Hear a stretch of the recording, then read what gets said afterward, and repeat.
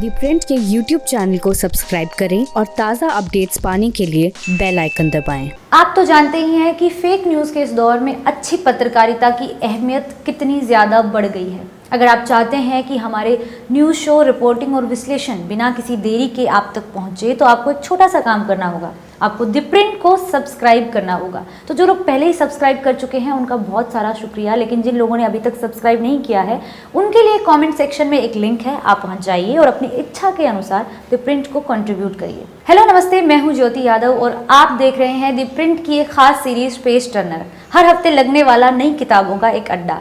बिहार विधानसभा चुनाव के पहले फेज की वोटिंग में कुछ दिन ही बचे हैं, इसलिए इस बार की किताब हमने चुनी है रुक्तापुर। इसे छापा है राजकमल प्रकाशन ने और इसे लिखा है स्वतंत्र पत्रकार पुष्यमित्र ने। किताब के टाइटल के साथ एक लाइन भी लिखी है, बिहार जहां थम जाता है पहिया बदलाव की हर गाड़ी का। ये लाइनें पढ़ने वाले को पहले ही आगाह कर देती हैं कि आपको इसमें बिहार के गांव देहात का रोमांटिसाइज्ड चित्रण नहीं मिलेगा, बल्कि टीवी की दुनिया जिस बिहार को नहीं दिखाती है उस बिहार से आप रूबरू होंगे। बिहार की राजनीति के पिछले 3 दशक को सामाजिक न्याय का दौर कहा जाता है। पहले 15 साल लालू प्रसाद यादव ने राज किया, जिसे जंगल राज की उपाधि दी गई। जंगल राज के ऊपर कई सारी किताबें भी लिखी गई। उसके बाद आए नीतीश कुमार, जिन्हें सुशासन बाबू का खिताब मिला। किताब के कवर पेज पर ही एक पुल बना हुआ दिख रहा है और इस पुल पर चढ़ने के लिए कोई सीढ़ी या रास्ता नहीं है। ये कवर पेज ही बिहार के सुशासन राज की चुगली कर जाता है। अपनी इस किताब को पुष्यमित्र एक रिपोर्टर की डायरी बताते हैं, जिसमें कई जगहों पर आंकड़ों का सहारा लिया गया है तो कई जगह उनके खुद के निजी अनुभव। तो बिहार में रुक्तापुर किस जगह का नाम है? किताब के पहले चैप्टर में बिहार में रेलगाड़ियों की स्थिति का ब्यौरा है। बिहार देश को 4 रेल मंत्री दे चुका है, लेकिन बिहार की ट्रेनें बस पलायन एक्सप्रेस बनकर रह गई हैं। आपको राजधानी पटना तक पहुंचने के लिए एक ढंग की ट्रेन नहीं मिलेगी, लेकिन पंजाब, महाराष्ट्र, गुजरात और दिल्ली के लिए सस्ते मजदूर सप्लाई करने के लिए ट्रेनें आसानी से उपलब्ध हैं। उनके नाम भी कुछ वैसे ही हैं, जनसेवा एक्सप्रेस, श्रमजीवी एक्सप्रेस, जनसाधारण एक्सप्रेस। पुष्यमित्र को रुक्तापुर नाम भी रेलगाड़ी में सफर करने के दौरान ही मिला। वो लिखते हैं कि समस्तीपुर जंक्शन से ठीक पहले एक मुक्तापुर नाम का स्टेशन आता है। समस्तीपुर जाने वाली ज्यादातर ट्रेनों को यात्री मुक्तापुर पर ही रोक लेते हैं, इसलिए लोगों ने इसका नाम मुक्तापुर की जगह रुक्तापुर रख दिया है। मतलब जब मन हुआ ट्रेन की चेन खींची और उतर लिए, ऐसे स्टेशन को ही रुक्तापुर कहेंगे। रुक्तापुर बनने के लिए और कई सारी चीजों को जिम्मेदार बताया गया है, जैसे मुजफ्फरपुर में स्टेशन के कर्मचारी ट्रेनों को आउटर सिग्नल पर ही रोक देते हैं और फिर प्लेटफॉर्म के वेंडर से बार्गेनिंग करते हैं। जिस प्लेटफॉर्म के वेंडर सबसे ज्यादा रिश्वत देते हैं, ट्रेन को उसी प्लेटफॉर्म पर भेज दिया जाता है। और रिश्वत की राशि भी कितनी होती है? 200 से 500 रुपए। ट्रेनों से जुड़ा एक और रोचक किस्सा पुष्यमित्र ने बताया है कि साल 2018 तक हड़ताली मोड़ रेलवे क्रॉसिंग से एक खाली पैसेंजर ट्रेन दिन में 3 से 4 बार गुजरती थी। ये ट्रेन पिछले 12 सालों से इसी रूट पर चल रही थी, जो दिन में लगभग 300 रुपए की कमाई कर पाती थी। लेकिन रेलवे इस पर हर साल 72 से 73 लाख रुपए खर्च करता था। लेकिन किस लिए? सिर्फ इसलिए कि रेलवे को डर था कि अगर एक दिन भी ये ट्रेन नहीं चली तो पटरियों पर लोग घर बनाकर रहने लगेंगे। महिलाएं, पिछले 15 सालों के विधानसभा चुनाव में महिलाएं एक बड़ी कॉन्स्टिट्यूएंसी के तौर पर उभरी हैं। फिर चाहे वो जीविका स्कीम हो या फिर बालिका साइकिल स्कीम या फिर शराबबंदी, इन सभी के केंद्र में यही वोट बैंक रहा है। नीतीश कुमार को मुख्यमंत्री बनाने में महिलाओं का बड़ा योगदान माना गया है। हो सकता है कि बिहार के लोग लेखक से नाराज भी हो जाएं कि इतनी सारी नेगेटिव बातें आपने हाईलाइट कर दी हैं, लेकिन पुष्यमित्र के एनेक्डोट बताते हैं कि महिलाओं की स्थिति भी बहुत बेहतर नहीं है। पुष्यमित्र लिखते हैं कि साल 2006 के आसपास उन्हें पता चला था कि पूर्णिया जिले के कई गरीब और भूमिहीन मजदूर अपनी बेटियों की शादियां हरियाणा, पंजाब और पश्चिमी यूपी के कुछ हिस्सों में करने लगे थे। एक ऐसे ही व्यक्ति से लेखक की मुलाकात भी हुई जो अपने दोनों गालों में मीठा पत्ता पान की गिलोरी भरे हाथ में मछली लिए जा रहा था। गांव के लोग उसके बदलाव को देखकर हैरान हो गए थे।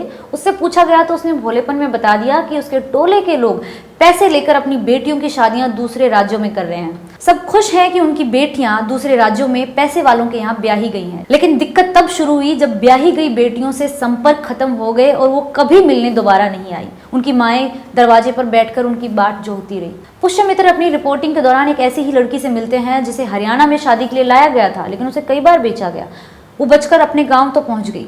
अखबारों ने इस ट्रेंड को मानव तस्करी का नाम देकर छापा तो प्रशासन थोड़ा बहुत चौकन्ना हुआ, वरना उससे पहले वो इन केसों को माँ बाप की मर्जी की शादी बताकर रफा दफा कर देते थे। कुछ ऐसे ही कोसी सीमांचल इलाके में बसे शेरशाहबादी मुसलमानों के घरों में बैठी अविवाहित महिलाओं की स्थिति है। पुष्यमित्र लिखते हैं कि इस जगह हर 10 में से 2 महिलाएं अविवाहित हैं।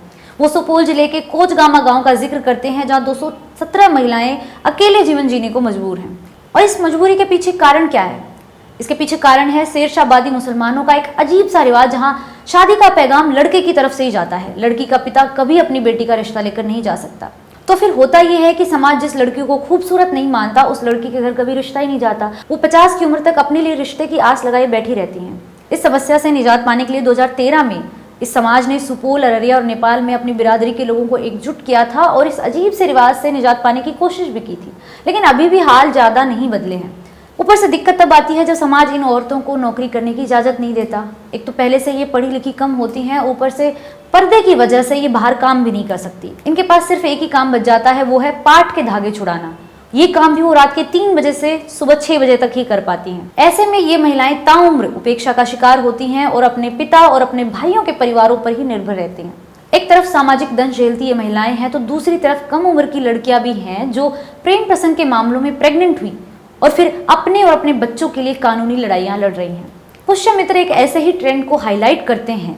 कटिहार जिले की एक नाबालिग लड़की को स्कूल के ही एक लड़के से प्रेम हो जाता है। जब गर्भ ठहर जाता है तो लड़के ने गर्भपात कराने की तमाम कोशिशें की। मामला पंचायत तक पहुंचा। पंचायत ने फैसला सुनाया कि दोनों की शादी हो जानी चाहिए, लेकिन फिर लड़का अपनी बात से पलट गया। लड़की ने ठान लिया था कि वो अपने बच्चे को जन्म देगी और कानून द्वारा उस धोखेबाज प्रेमी को सजा भी दिलाएगी। लेखक यहाँ बताना नहीं भूलते हैं कि कोसी इलाके में ऐसे कई मामले सामने आए जहां यौन शोषण का शिकार हुई लड़कियों ने सोसाइटी के सारे टैबू तोड़कर न सिर्फ अपने बच्चे को जन्म दिया, बल्कि बच्चों को जज साहब के सामने लाकर भी खड़ा किया और न्याय की गुहार लगाई। पुष्यमित्र आंकड़ों के हवाले से लिखते हैं कि ऐसे मामलों से निपटने के लिए साल 2013 में 33 ऐसे बच्चों के DNA टेस्ट का ऑर्डर भी दिया गया था। यहाँ एक बात पर गौर करना बेहद जरूरी है कि इन बहुत सारे मामलों में लड़की के परिवारों ने उन्हें त्यागा नहीं, छोड़ा नहीं, बल्कि उसकी लड़ाई में उसका साथ दिया, और ये अपने आप में एक बहुत बड़ा बदलाव है। बाढ़ और नदियों को लेकर भी एक चैप्टर है। इस चैप्टर का नाम वहाँ की लड़कियों के एक खेल पर रखा गया है, घोघो रानी कितना पानी। इस चैप्टर में दुनिया के सबसे अमीर आदमियों में से एक माने जाने वाले बिल गेट्स की बिहार के गुलरिया गांव की यात्रा का जिक्र है। दरअसल वो पोलियो अभियान के सिलसिले में साल 2010 में उस गांव में गए थे। 2013 में जब पुष्यमित्र उस गांव पहुंचे तो गांव वाले गेट्स को कैसे याद कर रहे थे? एक वो भारी पैसा वाला अंग्रेज आया था, नाम कहा बिल गोट। उसके साथ 1 दर्जन अंग्रेज, 2 दर्जन सिपाही, डीएम, कलेक्टर, बीडी और नेता चमचा सब आए थे। बाद में गांव वालों को अखबारों के मार्फत पता चला कि बिल गेट्स ने उस गांव को गोद ले लिया है। अंग्रेजी के बड़े अखबारों ने इस खबर को बड़े सिरे से छापा, लेकिन बाद में बिल गेट्स फाउंडेशन ने इस बात से साफ इनकार कर दिया कि उन्होंने इस गांव को गोद लिया है। लेकिन गुलेरिया गांव के लोग आज भी अपने बिल गोटिया का इंतजार कर रहे हैं। लेखक को वो समझ रहे थे कि वो नौकरियों की कोई इंक्वायरी करने आया है। ये किताब पढ़कर एक ही बात समझ में आती है कि 2 बिहार एक साथ एग्जिस्ट करते हैं। एक बिहार जो टीवी पर दिखता है और दूसरा बिहार जो ना टीवी पर दिखता है ना अखबार में दिखता है। तो आपको दूसरा बिहार जानना है तो ये वाली किताब जरूर पढ़ें।